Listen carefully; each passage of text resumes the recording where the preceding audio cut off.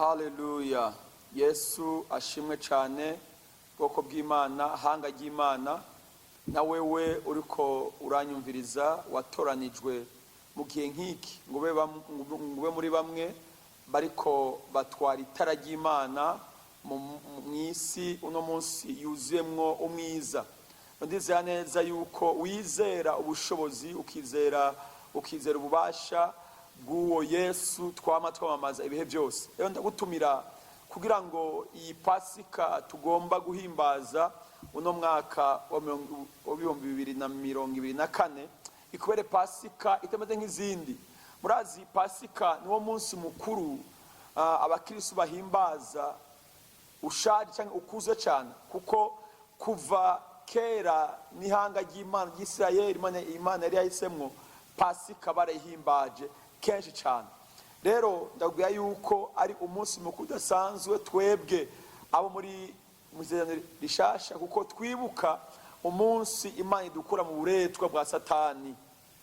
Rero ndagutumiye ku runo wa gatanu itariki 29 ukwezi kwa gatatu aho muri Tabernacle of God, kuko twebwe mwiyereka dufise turahimbaza cyane, turubaha cyane iyo tariki ya 29.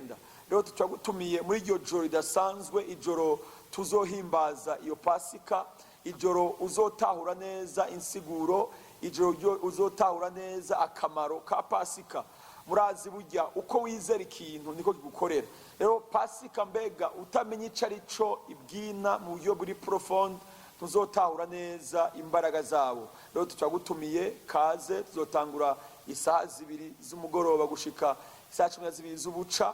Hanyuma ishengero naryo Tabernacle riri mu gisagara hagati, winjiranye ibanki Bankobu ukinjirana Cafe Gourma, ukaza imbere y'akabare bita Mutima Bar. Imbere yaho kabare turafise ishengero, niho turi, no twuma dusengera iminsi yose uhereye kuwa mbere gushika kwa gatanu.